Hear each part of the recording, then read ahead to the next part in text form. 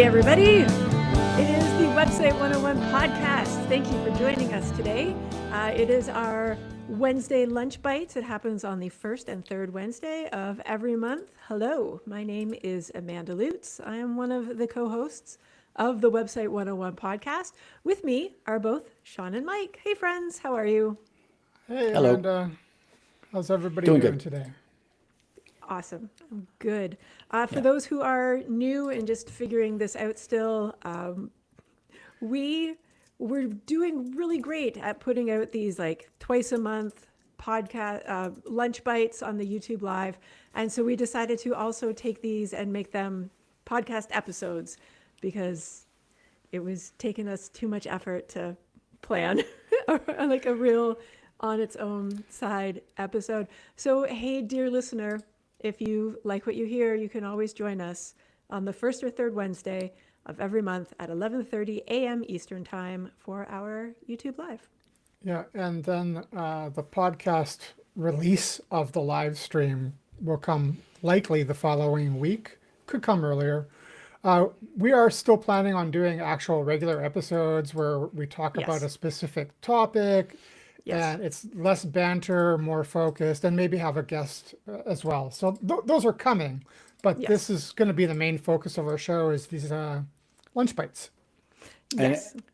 And by the way, if you have any suggestions for topics for upcoming episodes, feel free to mention it to us. The best way would be website101podcast.com/contact, and you could reach out to us that way if you have any ideas.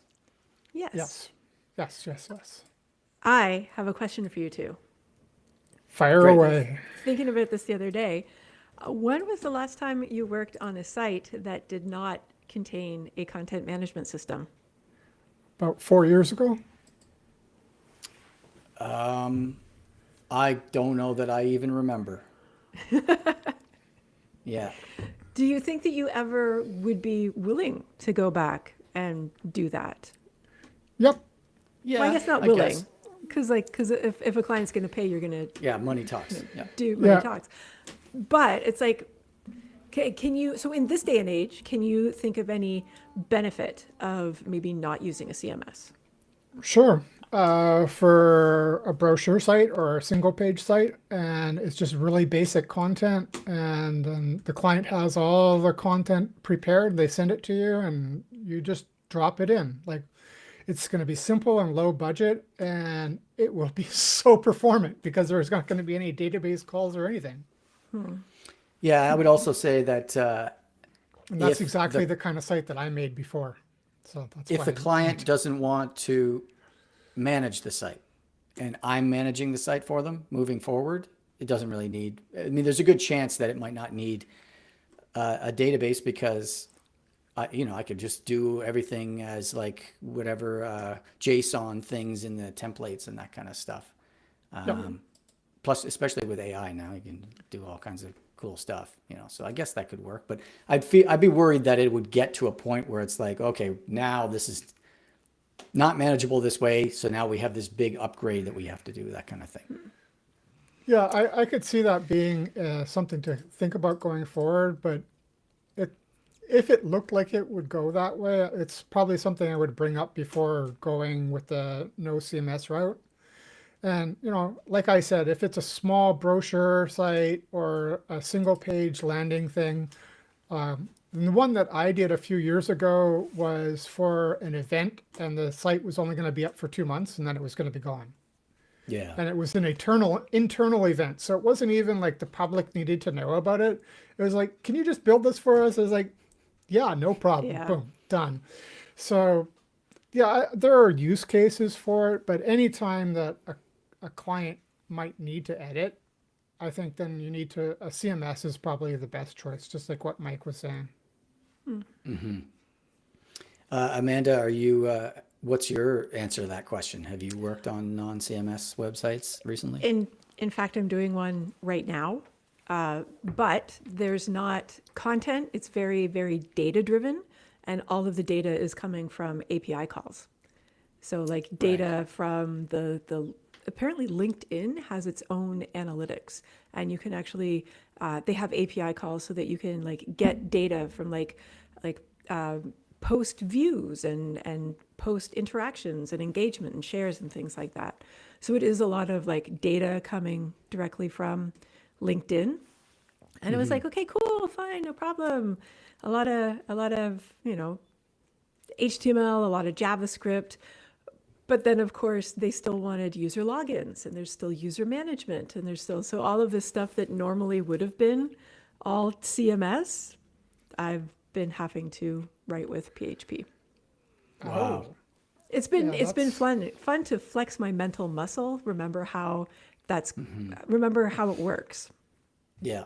Yeah, I could see I that. can Yeah. imagine. Sure. I have a funny story to tell you guys. I don't know how funny it is. I think it's funny. Actually, it has a tip at the end for the listener slash viewer, especially if they work with clients and so on. Anyway, here we go. I was driving the other day. I was behind this truck, a commercial vehicle of some kind, and they had the URL of their company on the back, like bumper sticker type thing printed on the back of the truck. And it was TWOMEN.ca. And I thought, T women, trans women, what is this? And I drove around. The company's called Two Men and a Truck. It was twomen.ca. But I read it as T women, right? Go ahead, Sean. You have something to say? I hired them. I used great them when company. I moved from my rental to the house that I'm living in now that I bought. Yeah. I hired that company. Sure. Not disparaging the company at all. I'm sure they're great. They're very Yeah. popular. Two Men in a Truck, they're called. But what else could you do for a domain name? Like I understand your confusion. Yeah. So, well, the tip I was going to say was if you're working with clients and they have whatever their domain is, but especially if it's kind of hard to read, and my company's called Be Like Water, belikewater.ca. That happens all the time. I'm on the phone with some telemarketer, not telemarketer, but someone who I'm actually giving my website to or my email address, for example. And they're often like reading it off of their sheet and they'd say belly kewa. And I'm like, it's 3 words, be like water. And anyway, my tip would be when you're printing out your URL or typing it or whatever, make the words like look different. You could make one word a different color than another. Different word, font right? types. Two Yeah. font types. You could capitalize it because the URLs are not case sensitive. Just capitalize each word. Yeah, But- camel case it. Yeah. Yeah, so there's all kinds of things you can do to make it clear that it's 2 words without adding hyphens in your URL because no one wants Yeah. that. No one wants But that. anyway, I just thought it was a funny story. T women. It's not T women. It's 2 men. It's like those. Remember that joke with Experts Exchange from years ago, and people were reading it Oh, as yeah. Expert Sex Change, or like PenIslands.com, and they thought it said Penis Land. Like this kind of stuff. All this happens all the time. So you have to make Yeah. sure that your URL is very obviously what it's supposed to be. So there's my tip there for the viewer and This listener. lunch bite's brought to you by Two Men in a Truck. Hey, I'm sure they're great. Yeah, yeah. Oh, I Anyway. was satisfied with them. Good. Yeah, Cool. They did a great job. I think I've told this story before. This is also going back to like the domain names of your company and when you're registering it and maybe give half a thought. It was also on the back of a truck and they had their domain name, but it was something crazy and ridiculous and long, like bobandsongardenmaintenance.com. But it was like 4 or 5 words all put together in this like it must have been like a 30 character long domain name. Yeah. And I understand that, it's if that's your company and Bob and Son is I'm sure somebody with like that was a quote unquote SEO expert suggested to them that, have all the keywords in the domain name, but it was it was a bit unwieldy. I laughed. I thought it was really funny. Yeah, that kind of thing would be more common years ago, and then you've got this legacy domain. But a simple fix for these vehicles or like a bus shelter or whatever, put a QR code on there. Yeah. That's true. Yeah, but especially if it's on the back of your vehicle, which is And not you, the you best want place people to be put able it. to remember. But if you're driving around, you don't want the Yeah. people to like try to pull out Yeah, but a phone That's to I QR I code think that it's fine. You write the URL out and you put a QR code in there. Not everybody is a driver who's in a vehicle. I know, but if you're driving past, If it's on the back of your truck there. yeah.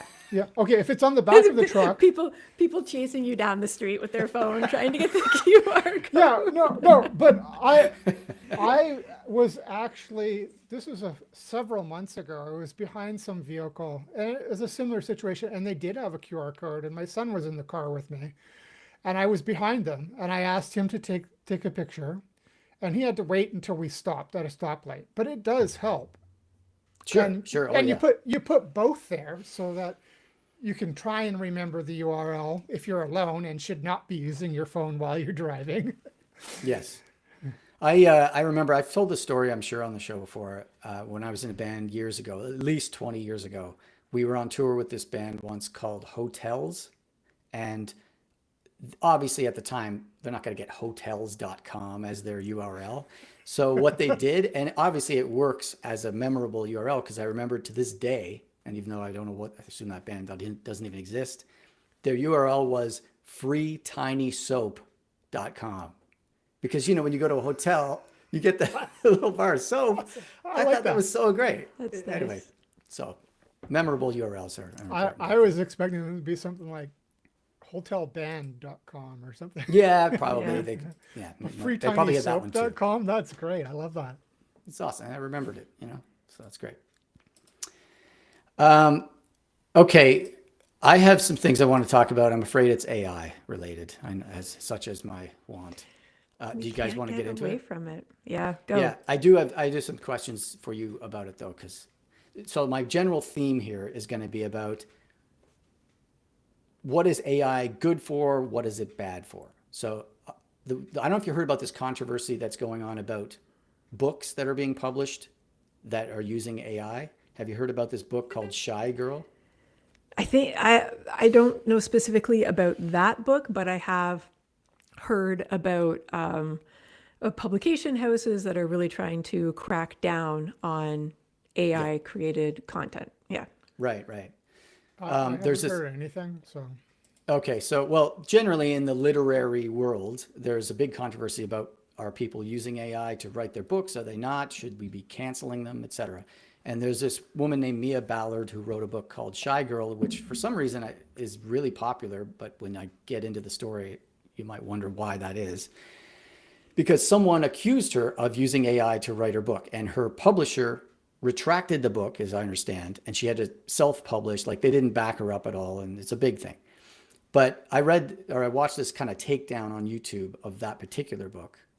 And one of the things that someone said was the word sharp appears in that book 159 times, which averages out to almost once per page, about once per page and a that's half. insane. Isn't that wild? And he gave all these examples, sharp and this, sharp and that. And there was many examples of that. And there's other examples of other books where they apparently accidentally leave the AI prompt in the page. So it would start saying, I can help you expand on this section if you would like. Would you like me to do that? Yeah. In the middle of the book? I've seen examples of that on like university essays and, job applications, both the post and somebody replying to it. So it's God, review anything Yes. that you're copying and pasting. God. Right. That's hilarious. It Yeah. is. And I could definitely see somebody who wants to break into being an author as like trying to shortcut it with AI rather than write it and use AI to improve the writing. Just like, Yeah. hey, can you write me a chapter? This is what I have outlined. And then the AI writes the chapter and you accidentally leave the prompt at the end. Would you like me to move on to chapter 2 now? Yeah, exactly. Yeah, it's painful. So apparently that's a big thing. That's another example of like in the art world, everyone hates it. Now, Well, I'm going to suggest, we've talked a lot about the problems that the music industry is yes, having exactly. with That's right. like AI generated songs and AI artists and Yep. like some random nobody who will create 18 artists of all of the different genres, and then each artist suddenly has like 18 albums that have like 24 songs each, but like people have gone in and so like one person is collecting the money from all of these songs, and it is very well known in the music industry that artists don't make that much money, like mere pennies for like every time like fractions of a penny for every time a song is streamed. But Yeah. if you've got one person who's created all of the artists and all of the genres, like just inundating like with too many songs, and I can definitely see how somebody's going to try to do that to scam the system and grift the system and pull some bank. I would like to also point out that the opposite is sort of happening, that online you will see people accusing anything and everything of being AI generated, Yeah. especially if it includes some high vocabulary, like words that uneducated people don't know. Like I tend to be a bit of a pedant, so and one of the things I love is that pedant is in itself pedantry. Is So pedantic. yeah, so I have been accused of asking AI to write something for me Yeah. when I never do that. I mean, okay, never is not the wrong word, but when I'm on social media or something like on Reddit and writing, I don't use AI. I was like, I spit out my angry opinions the way I want them to be. Well, I'll tell you that people, when it first started happening and everyone jumped on the M dash, I've heard all these people that I know saying, I use the M dash all the time. I'm not going to stop using. Yeah, Sean's putting his hand up for our I listeners, have but since stopped. well, listen, what I will claim is it's not the use of the M dash, it's the overuse of it. And I would say that in the stuff that I've read that I would suggest is AI written, it's like no one who uses who claims to be a good writer would use things like that frequently. I saw one article one time that was it had 37 M dashes in it in a one-page article.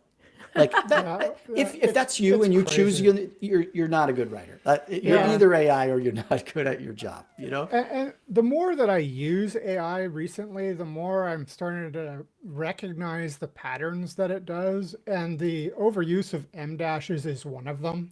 Really, it should be periods or colons. But the other one is they love to use these lists. Everything is A, B, C. Yes. A, B, and D. Uh, and then they use overly flowery language. Like there's way too many adjectives. And it's like Yeah. you're not some Victorian era author. Come on. It's like just some adjectives are needed, but you don't need to like it's just it when you read it, you can really feel that it was written by AI. And so sorry, I'm almost done. So when I'm actually writing stuff and I use AI to help me, I pull some of that shit out or I tell it, look, revise it, make it simpler. And I Yeah. think these are things that other people need to do. Sorry, Amanda, go ahead. That's all right. Going back to the book, what was the book called again? Shy Girl. Shy Is it Girl. the one I was talking about? Yeah. Yeah, I think that was the one you were talking about. My question is if whether or not the author wrote it themselves or used AI, whatever, I know absolutely nothing about the publishing industry, but I thought that they had a pretty, like, editors.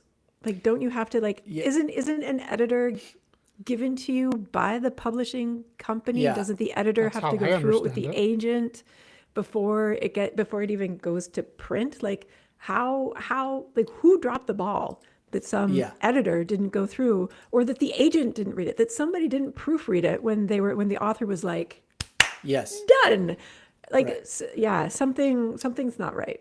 My understanding, I haven't read all the details of this, but my understanding is that the author is accusing the editor of having used AI, not her. The author didn't, the editor did. Like ran it through and did a bunch of stuff after the fact. I don't get it either. It seems Oh, like a pretty big change to a book to be yeah.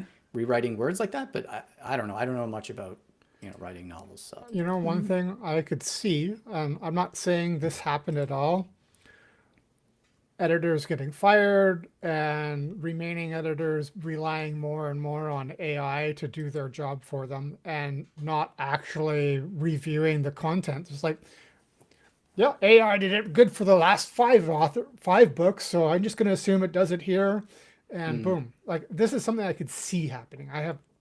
I'm not saying it does happen. So, Like those cases of lawyers referencing cases that didn't actually exist because they got AI to try to pull something up, things like that. oh Right? yeah, the using hallucinations from AI. Yeah. Yeah. Yeah. Okay, so let me move on here. So that's obviously the negative side of AI there.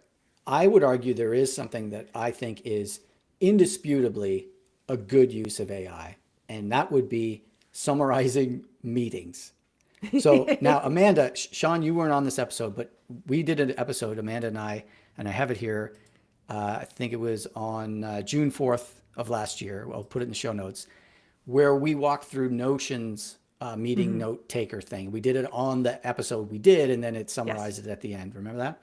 Yeah. And it was awesome. And I now use an app called Granola to take meeting notes.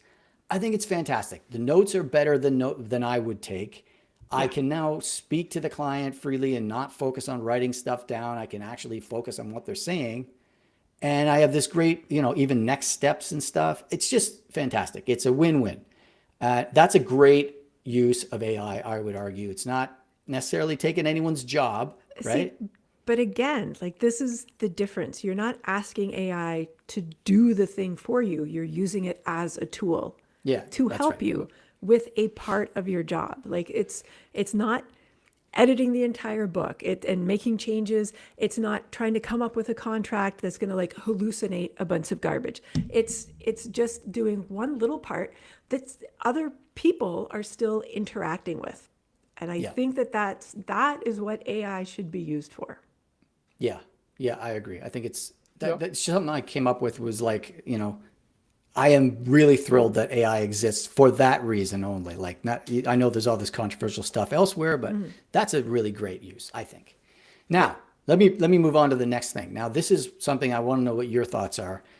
Yesterday, I was watching a show on Netflix. It's called Trust Me, the False Prophet. It's a documentary series about a religious cult and saw the trailer sexual for that, yeah. abuse. It's fantastic, by the way. If you're in, it's really sort of triggering, so you got to be careful there. But it's really great, and they're trying to take down this religious cult leader for sexual abuse of minors, is what it's about. Yeah. So the filmmaker, the documentary maker, she like makes herself a friend of Yeah, the she kind of cult. infiltrates. Yeah. Yeah, Not she. not to be part of the cult, but just to be like kind of a neighbor or something. I think she's kind of acting like she's making a documentary about them just as a documentary. And Oh, okay. what she's actually doing is trying to get the cult leader to admit to stuff. It's kind Okay. of like that. So here's where the AI comes in. As I'm watching this show, they have all these obviously interviews with the women that are involved in this cult, and they talk about various things. And sometimes they interview these underage girls who presumably were abused by this guy. And then there's a disclaimer that comes up that says, to protect the identities of the underage supposed victims, etc., their faces have been digitally altered. And as I'm watching it, normally you would have someone's face blurred if they're like Yeah. being interviewed and it's a minor. Instead of blurring it, they have an AI version of their face. They've AI-ified their face. So you like still that. see someone speaking and looking emotional and so on, but it's not the real person. So I'm I think wondering. I prefer the blur. Yeah. Okay, Does so it this did is it what I still was look getting like at. did it still look like a child? Well, okay. I'm Or did it, or not through was the it whole like series. an emoji face? If it's like a funny emoji face that's talking, then I mean that I think that's okay. But like Yeah, an changing it animated AI, one is different. yeah. But like to just change it to be a different child, that's still gross. I think it needs to feel fake, so that we Yeah. can Okay. tell that they're hiding or protecting the identity. If it looks like a real person, how do I know that the software hasn't fucked up? Yeah. Well, I guess, see, here's what I see your point. And to answer your question, I've only gotten part of the way through the series, but there was a time when I saw someone interviewed and I was like, what? There's something weird here, like an uncanny valley. And I realized that it's not a real face, but it's not totally evident in some cases. Sometimes it's pretty realistic. And, the AI will follow the emotions. And this is where I'm wondering if it's beneficial because if you have a blurred face and she's talking about, God forbid, some event that happened and she's getting emotional about it, you hear her voice, but you wouldn't see anything. But if you had an AI sort of replicating the face while concealing her identity, you get the emotion in the face as well. Does it convey the message better? I feel like the audio is going to convey enough emotion. You can tell when somebody's getting upset just by their tone of voice and I agree. crying or that's deep that breathing example. or whatever. Yeah. You don't need to see anger or tears on their face. You don't need to see that. What about more subtle claims? I would rather know that they are protecting the identity because it's obviously fake to me than something that, hey, I might run into her on the street and recognize her because how am I supposed to know if it is fake? So now let's make a distinction. Oh no, she froze. Did she freeze for you? Yes, I can't hear her. So listeners, you're probably still hearing Amanda, but she's frozen on the video. So we're going to wait 1 second. Amanda, just hold on a second. You'll be back, I'm sure. And there she's she is. back. Sorry, you said I'm going to make a distinction, and then Here's the question: if it's for something for entertainment, a documentary, like blur it, like we don't need to have that much intimate detail. I wonder if they would start doing that for court cases. Because sometimes, especially for minors, they may not want to. I don't know if they can do that because I don't know. I do not know. It's certainly creepy. It's a creepy thought, that people are just getting replaced by kind of AI replicants but I don't know. It's an interesting thing. Like these people who are complaining about, like we covered the Brad Pitt, Tom Cruise fight scene that was totally fake. When I saw this, I thought, is this a legitimate use of AI, in film and TV, or is it just extra creepy and we don't need this? I watched a YouTube video yesterday of this woman who is like a stylist, like a fashion stylist for normal people. I watched some of her videos and stuff.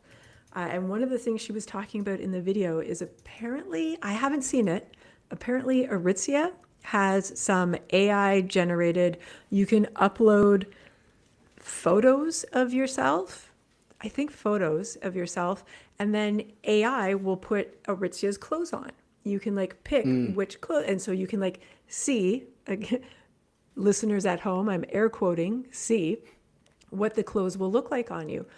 But this person who created this YouTube video showed the video, the picture that was uploaded, and then what Aritzia showed. Body types have been modified.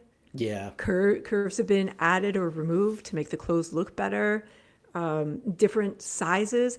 And in some cases, completely changed the article of clothing. This jacket is supposed to be oversized and kind of slouchy. And so when I went and bought it in real life, this is what it looked like on me. But in the AI demo, it looked like a completely different, single-breasted instead of double-breasted blazer, form-fitting, and you can see the curves instead of big and slouchy. It's just, so, I mean, even these AI tools that are online shopping, of course that's going to be a helpful tool. They are still just so far, they're going to do what they want, they're going to change what they want. Nothing is going to be realistic anymore, and it has real world consequences, even if it is something as dumb as I bought the wrong size of pants. Yeah, I could see something like that coming from the fashion industry. I remember when I started to, when I turned 40 or something, I started looking up how to dress when you're in your 40s, for men. And it would just be always, just before AI, it would just show me pictures of Idris Elba or Ryan Reynolds or Chris Evans. And it's okay, so be a handsome man, be a more handsome man than I am. That's your advice for me then. Is that possible, Mike Mella? Oh, you. Go on. No, but it's the same because now I am, even a little bit more advanced than that. And if I were to look for things in my age range, which I don't actually subscribe to, wear whatever that is that you want. Who cares? Yeah. But so many, even if I were looking for something for my mom who's in her 70s, they're going to show me pictures of like somebody who's like Helen Mirren or, Yeah. Martha Stewart, who was like on the cover of the swimsuit of the Sports Illustrated swimsuit edition for her 80th birthday. Old women don't have that body type. So I Yeah. don't know how you can press, especially again, the fashion industry, who's always, they don't make clothes for curves. They don't make clothes for boobs. They don't make clothes for overweight. They don't, it's like, it's only a very specific body type. And I don't think AI is going to help make it be more inclusive. Yeah, I think you're right. That's a good point. Okay, well, this is a good chat. Wow, this is awesome. And it's Yeah, I'm into noon. it. Should we wrap it up? I think we should. I think yes.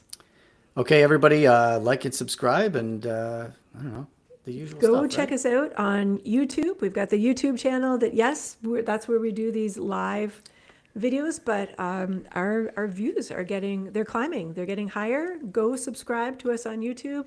I think I'm supposed to say subscribe to the channel. It really helps.